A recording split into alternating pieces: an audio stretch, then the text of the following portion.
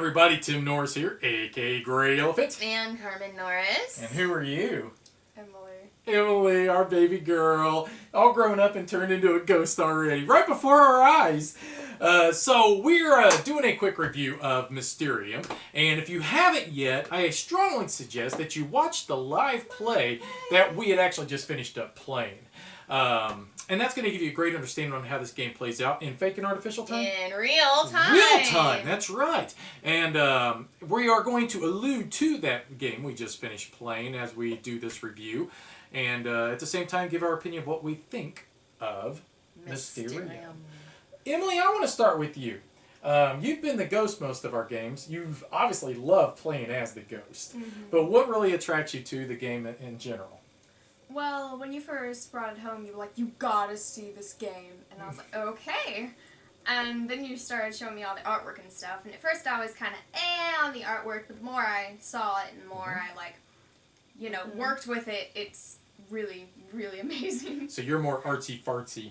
So the artwork is amazing. I like the fact that it's very abstract, that you're just looking at pictures, and it could really be anything on the picture. You could get an overall feeling from it, or it could be something specific in the picture. You really don't know what you're looking for. I think that's really interesting. Yeah, and I think for me personally, I enjoy the aspect of, for us, it's kind of like a game that she will play with us. It's not your typical Euro. It's not another, dudes on the map. This is a very unique style game. It's bringing something new to the board gaming community. Something, it's kind of like Clue on steroids. I like the overall feel and the theme of it, playing as, she gets to play as a ghost, we play as the psychics, which is really kind of a cool concept as well. Now, the overall play of the game as well is that, it's, even though she's a ghost and we're psychics, we're all still trying to work together to try to beat the game. So it's still got the cooperative feeling. We're all feeling. on the same team. Exactly. Including the ghost. I think I would prefer playing as the ghost because the ghost doesn't have to talk. You have not yet played as the ghost. I haven't played as the ghost yet. I have, and Emily has, but Carmen has never yet gotten to play as the ghost because Emily now hogs the ghost. She's a ghost hog. She likes being the ghost. Yeah, she does. So, speaking of that, now you have played a psychic and a ghost. I've played a psychic and a ghost. What attracts you to want to play as a ghost? And I guess, do you find it more difficult to be a ghost or a psychic? I find it more difficult to be the ghost. Mm-hmm. And why do you like playing as the ghost? I don't know. It's just, you get to look at more artwork. You get to look at more cards. And I guess for me, because when you're playing as the ghost, you're really the fulcrum of the game. And it's really up to you to guide these psychics to make the right decisions on, the person, the location, and the object. And if you give them really silly, vague imagery, they're never going to get this right. So as the ghost, you're really the most important player in the game because you just have to really just not think for yourself and, this is what it makes me think of. You have to think of the players that are playing with you, and it's like, but how are they going to perceive that?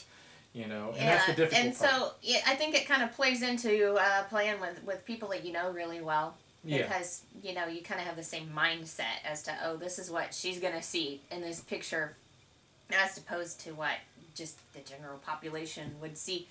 I think also that the ghost has a lot of fun because the ghost is listening to us talk about these pictures and what it could pertain to, and she'll sit back there and giggle about how wrong we are sometimes. She does ghost giggles. and that's the thing too, because as a psychic and you're talking it out, it's kind of like not only are you talking it out with your partners and like here's what we're thinking, but at the same time it's like we're also giving you clues as the ghost as what we see, so that as you're looking through your deck of cards, maybe that helps you make better decisions and choices to help guide us. I'm not sure whether this means fork or poison. Maybe if there was a pointy object, I would think it was the fork.